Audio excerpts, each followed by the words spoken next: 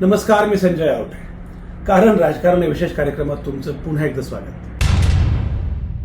खरं म्हणजे बऱ्याच दिवसांनी आपण भेटतोय. अनेकांचे मला फोन सुरू होते, मेसेज सुरू होते की कारण राजकारण आहे कुठे, जरा सुरू करा. पण दरम्यानच्या काळात थोडासा एक छोटा ब्रेक घेतला होता आणि मला असं वाटलं की जरा वातावरण सुद्धा थोडं वेगळ्या प्रकारचं आहे. आणखी निवडणुकीमध्ये रंग भरतायत, निवडणुकीचा अंदाज आणखी नीटपणे येतो आहे, तेव्हा आपण बोलूया. आणि मला असं वाटतं की आता बऱ्यापैकी चित्र स्पष्ट झालेलं आहे. अद्यापही अनेक ठिकाणी धुसर असं आहे, पण आता बऱ्याच चित्र स्पष्ट झालं आहे. सगळ्यात महत्त्वाची गोष्ट अशी की आता निवडणूक अर्ज सगळे भरले गेलेले आहेत. त्यातून माघार किती लोक घेतात त्यावर अनेक गोष्टी अवलंबून आहेत. महायुती आणि महाविकास आघाडी दोन्हीकडे काही गडबडी सुरू आहेत. महाविकास आघाडीनं दोघांना बी फॉर्म दिलेला आहे, महायुतीने पण असं काही केलेलं आहे. अनेक ठिकाणी बंडखोरी होते आहे, असं बरंच काही आहे. त्यामुळे अद्यापही पूर्णपणे अंदाज येत नाहीये, पण तरीसुद्धा मला असं वाटतं की आता बरंच चित्र स्पष्ट झालेलं आहे. महायुती आणि महाविकास आघाडी हे दोघेही आता कामाला लागलेले आहेत. बरं, वेळ एवढा कमी आहे म्हणजे अक्षरशः 2020 अशी ही लढाई आहे. म्हणजे अगदी 20 दिवस कसे बसे आणि 4 तारखेला खरं म्हणजे माघार होईल. त्यामुळे माघारीचा अंदाज येईल, चित्र स्पष्ट होईल आणि त्याच्यानंतर तर अक्षरशः 15 दिवस मिळणार आहेत. त्या 15 दिवसांमध्ये सगळे उमेदवार रात्रीचा दिवस हे मी चांगल्या अर्थानं म्हणतोय, रात्रीचा दिवस करणार आहेत. पण सगळ्यात महत्त्वाची गोष्ट अशी की आता काय घडेल हे आता अंदाज जरी येत नसला तरी सुद्धा काही गोष्टी मात्र निश्चितपणे जाणवत आहेत की काय काय घडू शकतं, काय घडण्याची शक्यता आहे. लोकसभा निवडणुकीनंतर ही विधानसभेची निवडणूक होते. लोकसभा निवडणूक फारच वेगळी होती, ऐतिहासिक होती. आणि मी सातत्यानं सांगत आलो आहे की लोकसभा निवडणुकीमध्ये सगळ्यात महत्त्वाचं म्हणजे लोकांनी ही निवडणूक आपल्या हातामध्ये घेतलेली होती. राजकीय नेत्यांपेक्षा सुद्धा लोकांनी ठरवलं होतं आपल्याला काय करायचं आहे, आपल्याला काय करायचं नाही. लोकसभा निवडणुकीचं नॅरेटिव्ह महाराष्ट्रापुरतं तरी खरं म्हणजे देशभर होतं, पण प्रामुख्यानं महाराष्ट्र, उत्तर प्रदेश या ठिकाणी अगदी अधोरेखित झालं. जाणवलं होतं की काय नक्की घडू शकतं, काय काय अंदाज आहे. त्यामुळे बऱ्यापैकी लोकसभा निवडणुकीमध्ये अगोदरच आपण बोललो होतो काय होण्याची शक्यता आहे. विधानसभा निवडणुकीमध्ये बरेच मुद्दे वेगळे आहेत. सगळ्यात पहिली महत्त्वाची गोष्ट अशी आहे की लोकसभा निवडणुकीसारखं आत्ता थेटपणे नॅरेटिव्ह काही तयार झालं आहे असं आत्ता जाणवत नाही. पण एकूणच सगळी प्रक्रिया सुरू झाली, प्रचार सुरू झाला की मग आपोआपच ते सगळं जाणवत राहील. पण हा पहिला मुद्दा आहे की आत्ता थेटपणे जाणवत नाही, हा एक मुद्दा आहे. दुसरं म्हणजे असं आहे की लोकांच्या असंतोषाला एक वाट मिळालेली आहे. त्यामुळे तोच असंतोष पुन्हा आत्ता या निवडणुकीमध्ये व्यक्त होईल का असं पण बोललं जात आहे. हा दुसरा मुद्दा आहे, तो मुद्दा तेवढाच महत्त्वाचा आहे. तिसरा मुद्दा जो आहे तो म्हणजे ज्या योजना आलेल्या आहेत त्यामध्ये प्रामुख्यानं लाडकी बहीण योजना आणि बाकीच्या सरकारी योजना, तर त्या बळावर आपल्याला यश मिळू शकतं असं महायुतीला वाटतं आहे. त्यामुळे तो एक भाग आहे. चौथा मुद्दा जो आहे तो विधानसभा निवडणुकीमध्ये बऱ्यापैकी व्यक्तिगत लढाई फार मोठ्या प्रमाणामध्ये असते. त्यामुळे त्या ठिकाणी उमेदवार कसे आहेत वगैरे यावर अनेक गोष्टी अवलंबून असतात. शिवाय एकूणच मताधिक्य फार कमी असतं. हरियाणाचा निकाल जर आपण बघितला तर अगदी कमी फरकानं, म्हणजे 500पेक्षा कमी फरकानं जवळपास 11 उमेदवार निवडून आलेले होते. त्यामुळे अशा प्रकारे अगदी कमी मताधिक्य सुद्धा महत्त्वाचं ठरू शकतं आणि त्यामुळे शेवटच्या क्षणापर्यंत काय होईल असा अंदाज अनेक मतदारसंघांमध्ये येत नाही. हे सगळं खरं आहे, पण तरीसुद्धा काही गोष्टी मात्र निश्चितपणे आहेत की ज्याचा विचार केला पाहिजे.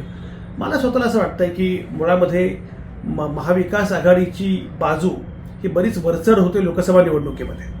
विधानसभा निवडणुकीमध्ये चित्र वेगळं असलं तरीसुद्धा अद्यापही महाविकास आघाडीला अधिक संधी आहे असंच दिसतंय. मी ज्या ठिकाणी दौरे केले, ज्या ठिकाणी फिरलो, माझ्या लक्षात आलं की महाविकास आघाडीला बऱ्यापैकी संधी आहे. फक्त हे नक्कीच आहे की महाविकास आघाडीला जेवढी संधी आहे असं वाटत होतं लोकसभा निवडणुकीमध्ये, तसं थेटपणे आत्ता या क्षणी वाटत नाहीये. पुढच्या टप्प्यामध्ये त्याचा आपल्याला बऱ्यापैकी अंदाज येईल. दुसरं असं आहे की खरं तर लोकसभा निवडणुकीमध्ये जी सहानुभूती होती, म्हणजे शरद पवारांच्या बद्दल सहानुभूती होती, उद्धव ठाकरेंच्या बद्दल सहानुभूती होती, राहुल गांधी एक वेगळे नेते म्हणून पुढे आलेले होते. त्यामुळे ह्या तिन्ही पक्षांना फार मोठ्या प्रमाणात फायदा होईल असं वाटलं होतं आणि तो झाला सुद्धा. उद्धव ठाकरेंना अपेक्षेपेक्षा कमी जागा मिळाल्या, पण तरीसुद्धा एकूण महाविकास आघाडीला मात्र फायदा झाला. आता मात्र चित्र जरा थोडंसं वेगळं आहे. ते वेगळ्या अर्थाने याचा अर्थ सहानुभूती नाही असं नाही आहे. सहानुभूती आहे. महाविकास आघाडीकडे दमदार हे 2 चेहरे आहेत वगैरे, हे सगळं खरं आहे. पण तरीसुद्धा काही गडबडी झालेल्या आहेत. एक म्हणजे महाविकास आघाडीमध्ये ज्या फार मोठ्या प्रमाणात कुरबुरी झाल्या, त्याचा एक थोडासा परिणाम झाला आहे, हा एक मुद्दा आहे. लोकसभा निवडणुकीमध्ये निसंदिग्ध पद्धतीनं उद्धव ठाकरे हे प्रमुख नेते होते. उद्धव ठाकरेंनी सर्वाधिक जागा लढवल्या आणि उद्धव ठाकरेंचं नेतृत्व सगळ्यांनी मान्य केलं होतं. उद्धव ठाकरे हे क्राऊड पुलर नेते आहेत आणि आपल्याकडचा सगळ्यात महत्त्वाचा बुलंद चेहरा हा उद्धव ठाकरे आहे हे महाविकास आघाडीने मान्य केलं होतं. मी मागे एका ठिकाणी असं म्हटलं होतं की सभेमध्ये जेव्हा शेवटचं भाषण व्हायचं तेव्हा साधारणपणे शेवटचं भाषण प्रोटोकॉलनुसार शरद पवारांचं व्हायला हवं, पण महाविकास आघाडीच्या सभांमध्ये शेवटचं भाषण हे उद्धव ठाकरेंचं व्हायचं. कारण उद्धव ठाकरेंना एक वेगळा जनाधार आहे, ते क्राऊड पुलर नेते आहेत, हे सगळ्यांनी मान्य केलेलं होतं. आणि त्यामुळे लोकसभा निवडणुकीपूर्वी जे महत्त्व होतं शिवसेनेला, उद्धव ठाकरेंना, आता विधानसभा निवडणुकीमध्ये मात्र असं चित्र दिसत नाहीये. आणि त्यामुळे आणि विधानसभा निवडणुकीच्या तोंडावर काँग्रेसचं एकूण मनोबल फारच उंचावलं. कारण लोकसभा निवडणुकीमध्ये ज्या प्रकारच्या जागा मिळाल्या, लोकसभा निवडणुकीमध्ये शरद पवारांचा स्ट्राईक रेट ज्या प्रकारे होता, त्यामुळे काँग्रेस आणि राष्ट्रवादी काँग्रेस यांचं बळ वाढलं. तुलनेनं उद्धव ठाकरेंना मात्र त्या अर्थानं जी एक भूमिका होती त्यांची थोरलेपणाची भूमिका लोकसभा निवडणुकीच्या वेळी, ती मात्र आत्ता दिसत नाही. त्यात हा सगळा पेच जो आहे त्याचा एक परिणाम थोडासा झालाय, हा एक मुद्दा आहे. गंमत तुम्हाला सांगू का, महाविकास आघाडीला संधी आहे का, तर अद्यापही संधी आहे. याचं कारण असं आहे की महायुतीबद्दलची नाराजी आहे, अस्वस्थता आहे, असंतोष आहे, अँटी इन्कम्बन्सी आहे, लोकसभेचं वातावरण काही प्रमाणात आहे, हे सगळं खरं आहे. पण तरीसुद्धा काही महत्त्वाच्या गोष्टी आहेत. म्हणजे मी मगाशी म्हटल्याप्रमाणे लाडके बहीण आणि याचा परिणाम होणारच आहे. पण सगळ्यात महत्त्वाची गोष्ट अशी आहे की मुळामध्ये जेव्हा निवडणूक येते तेव्हा निवडणुकीमध्ये एक स्वाभाविकपणे एक काही लाटा असतात. पण जेव्हा आपण लाटा असं म्हणतो तेव्हा ती लाटच असते, याचा अर्थ असा की ती दीर्घकाळ टिकणारी नसते. लाट आहे म्हणजे ती ओसरते. तेव्हा आत्ता ती लाट किती मोठ्या प्रमाणात आहे हा मुद्दा वेगळा. पण मुळामध्ये अशा प्रकारचं वातावरण तयार असेल तर त्या वातावरणाचा पुरेपूर फायदा करून घेता आला पाहिजे आणि त्यासाठी कॅल्क्युलेशन्स आवश्यक आहेत. मला असं वाटतं की एकूण शिवसेना उद्धव बाळासाहेब ठाकरे ही गणितं करण्यामध्ये थोडीशी मागे पडते आहे. जागा घेणं हे ठीक आहे, पण कुठली जागा घेतो, त्या जागेवर खरंच आपल्या उमेदवाराचं इलेक्टिव्ह मेरिट आहे का, ती जागा आपण जिंकू शकतो का, असा सगळा विचार खरं म्हणजे करायला पाहिजे. मला असं वाटतं की उद्धव ठाकरे यांच्याकडे एक मास बेस आहे, मास अपील आहे. मी मगाशी म्हटल्याप्रमाणे ते क्राऊड पुलर आहेत, त्यांच्याबद्दल लोकांचं मत चांगलं आहे, हे खरं आहे. पण त्याच वेळी त्यातला महत्त्वाचा मुद्दा असा आहे की कॅल्क्युलेशन्स करण्यामध्ये, गणितं करण्यामध्ये उद्धव ठाकरे थोडेसे मागे पडतायत, हा एक मुद्दा आहे. दुसरीकडे शरद पवार जरा जास्तच कॅल्क्युलेशन्स करतायत, ही मोठी अडचण आहे. फारच गणितं तुम्ही करत गेलात तर मग तुम्ही लोकांची जी काही लाट आहे ना जनभावनेची, ती पण नाकारता असं होतं. शेवटी जनभावनेची जेव्हा लाट असते ना तेव्हा नेत्यांनी लोकांसोबत जाणं आवश्यक असतं. मला असं वाटतं की ही निवडणूक ही खरं या एका अर्थानं लोकांनी आपल्या हातात ज्याप्रमाणे घेतली लोकसभेची, विधानसभेची निवडणूक सुद्धा लोक हातात घ्यायला उत्सुक होते आहेत. पण लोकांची भावना लक्षात न घेता खूप गणितं करण्यामध्ये शरद पवार मग्न आहेत आणि त्याचा उलट पक्षी शरद पवारांना फटका बसू शकतो असं मला वाटतं. काही ठिकाणी फार विचार करायचा नाही. म्हणजे इंदापूरमध्ये हर्षवर्धन पाटील यांची उमेदवारी ही लोकांना आवडणारी नव्हती, स्वाभाविक आहे. म्हणजे नंतर ते कळालं शरद पवारांना. पण मला असं वाटतं की हा विचार केला पाहिजे तेव्हाच की मुळात या प्रकारचे लोक जेव्हा परत येतील तेव्हा ते आपल्या लोकांना आवडेल का. मुळात गंमत बघा की मुळामध्ये शरद पवारांच्या पक्षातून लोकांनी निघून जाण्याची सुरुवात झाली 2019च्या निवडणुकीमध्ये. प्रामुख्याने 2019च्या लोकसभा निवडणुकीच्या अगोदर बऱ्यापैकी लोक शरद पवारांना सोडून चालले होते. 2019ची विधानसभा निवडणूक आपण जर बघितली तर सगळं ते घडत होतं. त्यामुळे लोकांनी सोडून जाणं हे सुरू होतं. 2019 पासून ते आत्ता अगदी अजित पवार गेले तेव्हापर्यंत दरम्यानच्या काळामध्ये अनेक जण शरद पवारांना, काँग्रेसला सोडून गेले. आता तरीही काँग्रेससोबत, राष्ट्रवादी काँग्रेससोबत, शरद पवारांच्या सोबत जे लोक राहिले त्या दुसऱ्या फळीला बळ देणं, त्या दुसऱ्या फळीला उमेदवारी देणं, भले कदाचित ते कागदावर कच्चे असले तरी सुद्धा, कागदावर दुबळे असले तरी सुद्धा. साधी गोष्ट मला सांगा, म्हणजे पंकजा मुंडेंचा पराभव बजरंग सोनवणे करू शकतात असं कोणाला वाटलं असेल का. नांदेडमध्ये वसंत चव्हाण ते गेले बिचारे पण ते निवडून येतील असं कोणाला वाटलं असेल का. म्हणजे तेव्हा त्यांची प्रकृती बरी नव्हती पण तरीही लोकांनी निवडून दिलं. कारण तो एक जनरेटर असतो, जनाधार असतो. तो जनरेटर काय आहे हे लक्षात घेतलं पाहिजे. या जनरेटरच्या विपरीत तुम्ही फार गणितं करू लागला तर ती गडबड होते. इंदापूरमध्ये हे लक्षात आलं शरद पवारांच्या कदाचित नंतर की लोकांना हे आवडलं नाही. हर्षवर्धन पाटील यांना तुम्ही परत पक्षामध्ये घेणार असाल, परत तुमच्या सोबत घेणार असाल तर मग आम्ही जे तुमच्या सोबत आहोत, आम्ही जे काँग्रेस सोबत आहोत, आम्ही जे शरद पवारांच्या सोबत आहोत, आम्ही जे राष्ट्रवादी काँग्रेस सोबत आहोत, त्यांचं काय. मला असं वाटतं की हा सुद्धा मुद्दा फार महत्वाचा आहे. त्यामुळे हा दुसरा मुद्दा आहे. आणि तिसरा मुद्दा आहे काँग्रेसचा. तुम्हाला मी नेहमीच सांगितलं की काँग्रेसची गंमतच आहे मुळामध्ये की 2019 महाविकास आघाडी सरकार का आलं हे काँग्रेसला कळालं नाही. 2019 पुन्हा त्याच्यानंतर महाविकास आघाडी सरकार का गेलं हे काँग्रेसला कळालं नाही. काँग्रेस आहे म्हणजे काँग्रेस आहे, पण काँग्रेसची गंमतच असते एकूणच. त्यामुळे लोकसभा निवडणुकीमध्ये आपल्याला एवढं यश का मिळालं हे खरं म्हणजे काँग्रेसला अद्याप कळालेलं नाहीये.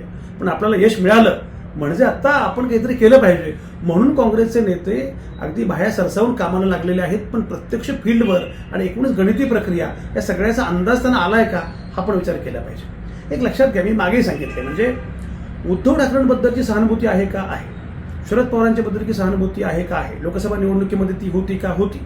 पण म्हणून काँग्रेस कमी महत्वाची अजिबातच नाहीये. उलट पक्षी उद्धव ठाकरे आणि शरद पवार यांच्याबद्दल सहानुभूती त्यामुळेच होती कारण ते काँग्रेससोबत होते. हे लक्षात घेतलं पाहिजे. शेवटी हा मुद्दा आयडिओलॉजिकल आहे, तर काँग्रेसचा विचार करायलाच पाहिजे. काँग्रेस आयडिओलॉजी म्हणून खूप महत्वाचा पक्ष आहे, पण हे त्यांच्या नेत्यांना कळतंय का हा पण फार महत्वाचा भाग आहे. आणि म्हणून मला असं वाटतं की मुळामध्ये या तिघांना जनरेटा करणं, या तिघांना ही लढाई नक्की कुठल्या स्वरूपाची आहे हे कळणं, अशा अनेक गोष्टी महत्वाच्या आहेत. त्यामुळे त्याचं भान जर सुटलं तर मात्र गडबड होऊ शकते. महायुतीकडे लोकसभा निवडणुकी सारखं वाईट वातावरण नाहीये असं त्यांना वाटतंय. त्यांचं मनोबल उंचावलंय. मनोबल उंचावणाऱ्या दोन प्रमुख गोष्टी, ठळक गोष्टी मला दिसत आहेत. एक म्हणजे लाडकी बहीण, ही त्यांना असं वाटतं की तारणहार आहे आणि निश्चितपणे काहीतरी करिश्मा होईल आणि आपल्याला या योजनेचा फायदा होईल, हा एक मुद्दा आहे. दुसरं म्हणजे हरियाणाचा निकाल. हरियाणामध्ये जे घडलं ते इथेही घडू शकतं असं त्यांना वाटतं आहे. ते घडेल की नाही हा मुद्दा वेगळा आहे. खरं म्हणजे हरियाणा हे फारच चिमुकलं राज्य आहे. 90 मतदारसंघ असणारं छोटं राज्य आहे. तिथले मतदारसंघ सुद्धा छोटे आहेत. तिथली जातीय समीकरणं फार वेगळी आहेत. तिथे जाट आणि जाटेतर हा जो मुद्दा आहे तसा मराठा आणि मराठेतर महाराष्ट्रामध्ये आहे असं काही मानण्याचं कारण नाही. कारण इथं ज्याप्रमाणे मराठा एकवटणार आहेत समजा असं म्हटलं आपण जरांगे पाटलांच्या आंदोलनामुळे, पण मग म्हणून ओबीसी वेगळ्या बाजूला एकवटतील असं लगेच मानण्याचं काही कारण नाही. नाही आपण साध्या उमेदवारी बघितल्या तर शरद पवारांनी अनेक ठिकाणी ओबीसीच्या विरोधामध्ये मराठा उमेदवार दिलेला आहे. अगदी येवल्यामध्ये छगन भुजबळांचा असो, पण त्याचप्रमाणे अगदी करमाळ्यामध्ये नारायणबा पाटील यांच्यासारखा ओबीसी उमेदवार पण दिलेला आहे. त्यामुळे एकाच वेळी ओबीसींना पण सोबत घ्यायचं आणि मराठ्यांचं जे काही आक्रंदन आहे त्याचाही आपल्याला राजकीय फायदा कसा होईल असा प्रयत्न करायचा, असा एकूण पवित्रा, असा एकूण डाव दिसतो आहे महाविकास आघाडीचा, प्रामुख्याने शरद पवारांचा. त्यामुळे हरियाणातलं मॉडेल इकडे होईल असं काही मला वाटत नाही. पण महायुतीचा आत्ता जो काही प्रयत्न दिसतोय प्रामुख्याने भाजपचा, तो असा की मतांचं विभाजन झालं पाहिजे. म्हणजे ठीक आहे की आम्हाला मतं मिळणार नाहीतच, पण जी मतं महाविकास आघाडीला मिळणार आहेत ती मतं त्यांची कमी झाली पाहिजेत. म्हणजे आमची जी वोट बँक आहे ती तशीच राहील आणि महाविकास आघाडीची मात्र मतं कमी होतील. एक साधी गोष्ट लक्षात घ्या, लोकसभा निवडणुकीमध्ये महाविकास आघाडी जिंकली आणि महायुती हरली हे ठीक आहे, पण म्हणजे काही अगदी महायुती फार मागे होती असं मानण्याचं कारण नाही. विधानसभा मतदारसंघांचा विचार केला तर जवळपास 125 मतदारसंघांमध्ये महायुती पुढे होती. याचा अर्थ असा आहे की महायुतीचं एकूण स्थान काही फार अगदीच वाईट आहे असं मानण्याचं कारण नाही. दुसरं असं की या दोघांच्या मतांच्या टक्केवारीमध्ये केवळ अर्ध्या टक्क्याचा फरक होता. याचा अर्थ असा आहे की एकूण महायुतीने खूप प्रयत्न केले आणि जर अशी टक्केवारी महाविकास आघाडीची कमी करण्याचा प्रयत्न केला तर कदाचित महायुतीला यश मिळू शकतं असं महायुतीच्या नेत्यांना वाटतं आहे. आणि म्हणून मग त्यांचा प्रामुख्याने प्रयत्न जो आहे तो आहे मतांचं विभाजन करण्याचा. लोकसभा निवडणुकीमध्ये मतांचं विभाजन होऊ शकलं नाही. म्हणजे जे मतांचं विभाजन करणारे प्रामुख्याने घटक होते त्याचा तशा अर्थाने काही फार मोठा फायदा झाला नाही. पण आता मात्र तो प्रयत्न बऱ्यापैकी दिसतोय. त्यामध्ये बरेच बाकीचे खेळाडू आहेत. पण एक गंमत तुम्हाला सांगतो, मी पुण्यापुरता आपण आत्ता फक्त करूया विचार, पुण्यामध्ये काय घडतंय. म्हणजे पुणे महत्त्वाचं यासाठी आहे कारण पुण्यामध्ये 21 मतदारसंघ आहेत. एक पुणे शहर, पिंपरी चिंचवड आणि ग्रामीण जिल्हा असा दोन्हीचा विचार केला तर जवळपास 21 मतदारसंघ हे पुण्यामध्ये आहेत. पुणे सगळ्याच अर्थांनी महत्त्वाचं आहे आणि मी स्वतः पुण्यामध्ये आहे त्यामुळे पुणे आणखी महत्त्वाचं आहे. असो, तर मुद्दा असा की आता पुण्यापुरता आपण विचार करूया की काय तुम्हाला मागे म्हटलं होतं, आठवत असेल तुम्हाला, की जेव्हा पोटनिवडणूक झाली, चिंचवडची पोटनिवडणूक झाली आणि कसब्याची पोटनिवडणूक झाली, तेव्हा मी असं म्हटलं होतं की कसब्यामध्ये लढत 1 to 1 झाली, एकाच एक लढत झाली आणि त्याचा फायदा झाला रवींद्र दंगेकरांना, काँग्रेसला, महाविकास आघाडीला आणि फटका बसला महायुतीला, भाजपला. भाजपचा उमेदवार पराभूत झाला, भाजपचा बालेकिल्ला उद्ध्वस्त झाला. हे सगळं घडलं. त्यामध्ये प्रामुख्याने 1 to 1 लढत झाली. म्हणून याच्या उलट चिंचवडमध्ये मात्र तिरंगी लढत झाली. राहुल कलाटे अपक्ष उभे राहिले आणि राहुल कलाटेंनी मतांचं विभाजन केलं. मी तेव्हा असं म्हटलं होतं की महायुतीला म्हणजे भाजपला प्रत्येक मतदारसंघामध्ये एक राहुल कलाटे पाहिजे, त्यांना चिंचवडसारखी निवडणूक व्हावी अशी इच्छा आहे. आणि असा प्रयत्न भाजपनं बऱ्यापैकी सगळीकडे सुरू केला आहे. भाजपनं हा प्रयत्न महाराष्ट्रभर सगळीकडे सुरू केला आहे. महायुतीनं बऱ्यापैकी या प्रकारचं मतांचं विभाजन करायचं असा प्रयत्न सुरू केला आहे. तर लढती दुरंगी होऊ नयेत, तिरंगी व्हाव्यात असा प्रयत्न भाजपचा आहेच, महायुतीचा आहेच. मुळामध्ये बंडखोर एवढे आहेत, त्याशिवाय महायुती महाविकास आघाडी यांच्यामध्ये पेच आहेत, जागा फसलेल्या आहेत, अनेक ठिकाणी काही गडबडी होणारच आहेत. तर तशाही या लढती तिरंगी चौरंगी होण्याची शक्यता आहेच. पण या तिरंगी लढतीचा फायदा हा प्रामुख्याने महायुतीला व्हावा, महाविकास आघाडीला फटका बसावा असा प्रयत्न भाजपचा आहे. कसं बघा, म्हणजे आता साधी गोष्ट आहे, पर्वतीमध्ये माधुरी मिसाळ विरुद्ध अश्विनी कदम असा मुकाबला आहे. आता खरं म्हणजे माधुरी मिसाळ भाजपच्या, अश्विनी कदम शरद पवार यांच्या राष्ट्रवादी काँग्रेसच्या. माधुरी मिसाळ यांच्याविषयी याची अँटी इन्कम्बन्सी आहे का, तर मोठी अँटी इन्कम्बन्सी आहे आणि कदाचित त्यांना फटका बसू शकतो असं वातावरण आहे. पण तिथे आबा बागुल उभे राहिलेले आहेत. आता आबा बागुल हे माघार घेतील की नाही माहिती नाही, पण आबा बागुलांनी माघार घेतली नाही. आबा बागुल हे काँग्रेसचे कार्यकर्ते, दीर्घकाळ नगरसेवक आहेत, एकूण त्यांचं स्थान महत्त्वाचं आहे. काँग्रेसचे महत्त्वाचे नेते कार्यकर्ते आहेत पुण्यातले. आबा बागुल उभे राहिले तर त्यांचा थेटपणे फटका हा अश्विनी कदमांना म्हणजे महाविकास आघाडीला बसणार आहे. त्यामुळे पर्वतीमध्ये हे घडू शकतं असा प्रयत्न त्यांचा असणार आहे. तर कसब्याची निवडणूक मागच्या वेळी म्हणजे अगदी पोटनिवडणूक जेव्हा झाली त्या पोटनिवडणुकीनंतर लोकसभा निवडणुकीमध्ये सुद्धा रवींद्र धंगेकर उभे राहिले, त्या निवडणुकीत ते पराभूत झाले. पण कसब्याची पोटनिवडणूक त्यांनी ज्या प्रकारे जिंकली, म्हणजे भाजपनं खूप प्रयत्न केले पण तरीसुद्धा ती जिंकली त्यांनी. तेव्हा खरं म्हणजे भाजपसोबत अजित पवार नव्हते, पण एकनाथ शिंदे गेलेले होते आणि सरकार स्थापन झालेलं होतं. त्या सगळ्या सरकार यंत्रणेचा, सगळ्या गोष्टींचा फायदा अर्थातच भाजपनं घेतला. बरंच काही झालं, पण तरीसुद्धा तिथे धंगेकर विजयी झाले होते, हेमंत रासने पराभूत झाले होते. आत्ता पुन्हा तीच लढत होत आहे. हेमंत रासने पराभूत होऊन सुद्धा यावेळी पुन्हा हेमंत रासने यांनाच उमेदवारी दिलेली आहे भाजपनं. पण याच्यामध्ये गंमत आहे ती म्हणजे दोन उमेदवार असे आहेत की जे मतांचं विभाजन करतील, प्रामुख्यानं धंगेकरांच्या महाविकास आघाडीच्या. त्यामध्ये एक आहेत कमल व्यवहारे. कमल व्यवहारे काँग्रेसच्या कार्यकर्त्या, नेत्या, महापौर होत्या पुण्याच्या. त्यामुळे कमल व्यवहारे या महत्त्वाच्या काँग्रेसच्या नेत्या या आत्ता कसब्यातून उभ्या आहेत. त्याचप्रमाणे गणेश भोकरे हे मनसेचे, मनसेने काय केलं माहिती आहे, मनसेनं बरोबर काही ठिकाणी आपले उमेदवार उभे केलेले आहेत. त्यापैकी कसबा एक आहे. तर कसब्यामध्ये गणेश भोकरे असणार आहेत, कमल व्यवहारे असणार आहेत. हे जे मतांचं विभाजन आहे, हे मतांचं विभाजन याचा फायदा प्रामुख्याने आपल्याला होईल आणि महाविकास आघाडीला फटका बसेल, दंगेकरांना फटका बसेल असं गणित महायुतीचं आहे. काय होईल माहिती नाहीये, पण अशी गणितं सगळीकडे त्यांनी बऱ्याच ठिकाणी केलेली आहे. कोथरूडमध्ये बघा, कोथरूडमध्ये खरं म्हणजे चंद्रकांत पाटील विजय होतील का, काय नक्की होईल अशी बरीच चर्चा सुरू होती. चंद्रकांत पाटलांनी बरीच तयारी सुरू केलेली होती. त्यांना तिथेच घरातूनच आव्हान होतं. अमोल बालवडकर नावाचा एक तरुण पैलवान उभा राहिला आणि अमोल बालवडकर जर उभे राहिले निवडणुकीला तर काय होणार असा प्रश्न चंद्रकांत पाटलांना पडला होता. पण अमोल बालवडकरांचं बंड जे आहे ते थंड करण्यात भाजपला यश आलं आणि त्यामुळे आता ती चिंता नाही आहे. तिथे त्यांनी काय केले कोथरूडमध्ये मुळातच कोथरूड हा तशा अर्थानं भाजपचा आता बालेकिल्ला झालेला आहेच. पण तिथे चंद्रकांत मोकाटे हे उबाठा म्हणजे उद्धव बाळासाहेब ठाकरेंच्या शिवसेनेचे उमेदवार आहेत. पण तिथे किशोर शिंदे हे मनसेचे उमेदवार आहेत. आता किशोर शिंदे आणि चंद्रकांत मोकाटे यांचं मतविभाजन व्हावं आणि चंद्रकांत पाटलांना फायदा व्हावा असा प्रयत्न महायुतीचा आणि भाजपचा आहे. हे सगळीकडे हा प्रयत्न भाजप प्रामुख्याने करतात. आता खडकवासल्यामध्ये बघा, खडकवासल्यामध्ये भीमराव तापकीर विरुद्ध सचिन दोडके असं मुकाबला आहे.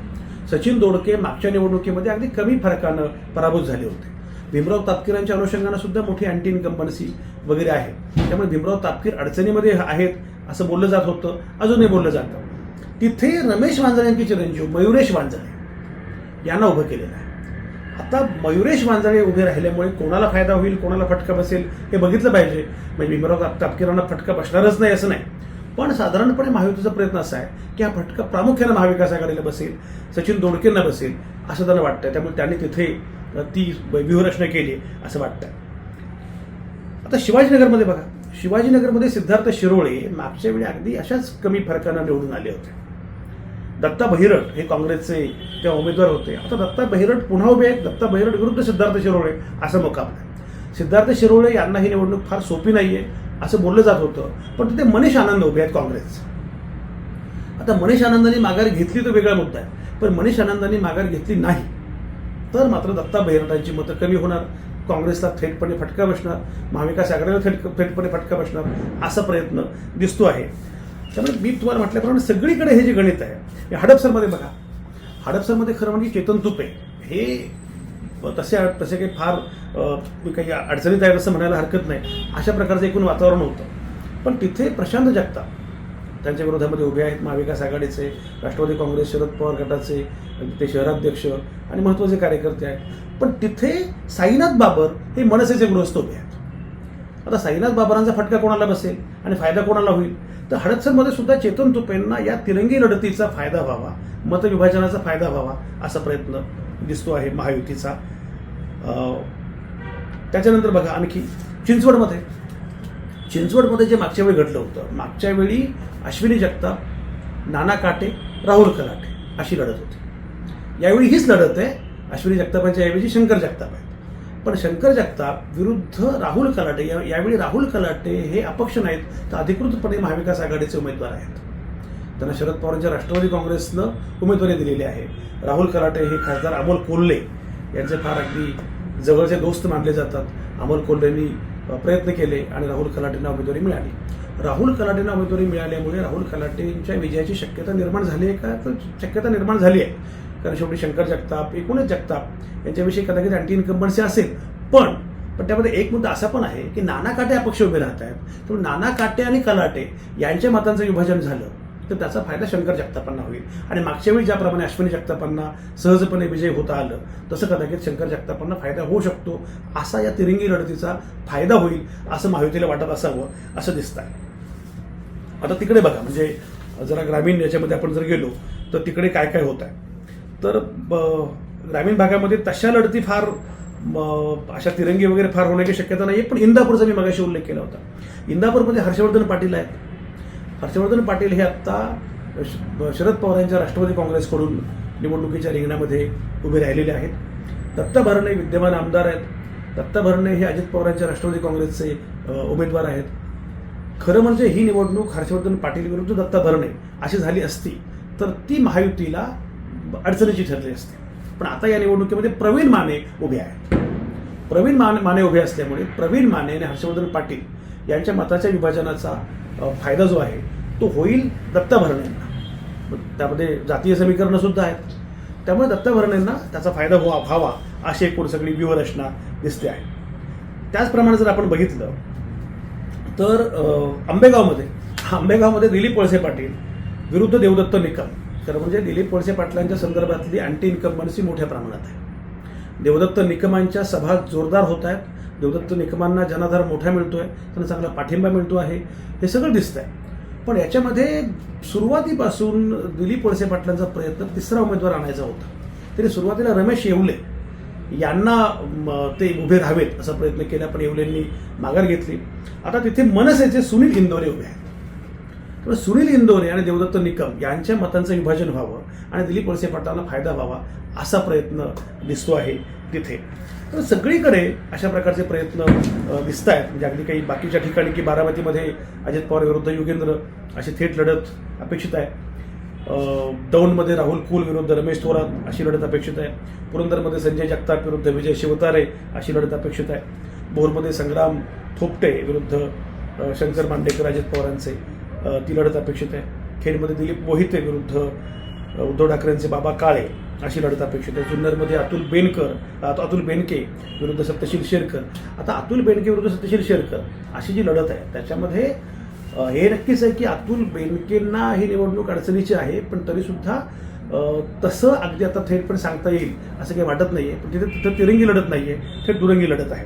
किंवा हा एक मुद्दा आहे. शिरूरमध्ये अशोक पवार आहेत शरद पवारांचे विरुद्ध माऊली कटके आहेत महायुतीचे. आता अशा काही ठिकाणी थेटपणे लढती आहेत. पिंपरीमध्ये अण्णा बनसोडे विरुद्ध सुलक्षणा शिलवंत धर अशी निवडणूक आहे. अण्णा बनसोडेंच्या विरुद्ध असणारी मोठी अँटी इन्कम्बन्सी आहे. सुलक्षणा हा एक नवा प्रॉमिसिंग आश्वासक असा चेहरा आहे. त्यामुळे सुलक्षणाला फायदा होऊ शकतो. इथं अद्याप तरी काही फार तिरंगी लढत आहे असं वाटत नाही. पण तिथे अण्णा बनसोडे अडचणीमध्ये आहेत असं दिसतंय. मावळमध्ये सुनील शेळकेंच्या विरोधामध्ये बापू भेगडे बाळा भेगडे या सगळ्या मंडळींनी मोठं आव्हान उभं केलेलं आहे. तिथे काय होईल हे बघितलं पाहिजे. पण एकूण ज्या ज्या ठिकाणी असं वाटतंय महायुतीला की आपली अडचण आहे, अशा ठिकाणी महायुतीनं बऱ्यापैकी मतांचं विभाजन करण्याचा प्रयत्न केला आहे. जी मतं आम्हाला मिळणार नाहीत, ते आम्हाला मिळणार नाहीत हे ठीक आहे, पण ती महाविकास आघाडीला सुद्धा मिळू नयेत. त्यामुळे महाविकास आघाडीच्या मतांचं विभाजन करण्याचा प्रयत्न महायुती आणि प्रामुख्यानं भाजप करते आहे असं दिसतंय. हे बघा, आत्ता माझ्याकडे बातमी आली आहे की पर्वतीमध्ये मनोज जरांगे यांचे उमेदवार सचिन तावरे हे उभे राहत आहेत. आता सचिन तावरे उभे राहिले मनोज जरांगेंचे उमेदवार म्हणून, हे पहिले उमेदवार आहेत असं म्हटलं गेलेलं आहे. आता नक्की त्यांचे कोण कोण उमेदवार आहेत आणि मनोज जरांगे पाटील यांचा पाठिंबा असणाऱ्या कुठल्या कुठल्या उमेदवारांनी अर्ज भरलेले आहेत ते आता माहिती नाही आहे. पण नंतर ते कळेल की असं काही घडलं समजा आणि मनोज जरांगे पाटील यांचा उमेदवार पर्वतीमधून उभा राहिला, स्वाभाविकपणे त्याचा फायदा महायुतीला होणार आहे. त्यामुळे आत्ता एक व्यूहरचना जी दिसते आहे ती म्हणजे मतांचं विभाजन करायचं महाविकास आघाडीच्या आणि मग आपलं सीट काढायचं, आपला उमेदवार निवडून आणायचा असं दिसतंय. म्हणजे हे तुम्हाला मी पुण्याचं उदाहरण सांगितलं, पण सगळीकडे असा प्रयत्न बऱ्यापैकी दिसतो आहे. आता याचा किती फायदा होईल हे बघितलं पाहिजे, कारण यापूर्वी लोकसभा निवडणुकीमध्ये सुद्धा असा प्रयत्न झालाच नाही असं नाही, पण आपत वगळता त्याला फार यश नाही आलं. लोकांना पण हे कळतं की या उमेदवाराला मत दिल्यामुळे मताचं विभाजन होणार असेल तर मग त्यांना मत देऊ नये, साधारणपणे त्यालाच मत द्यावं की जो विजयी होण्याची शक्यता आहे.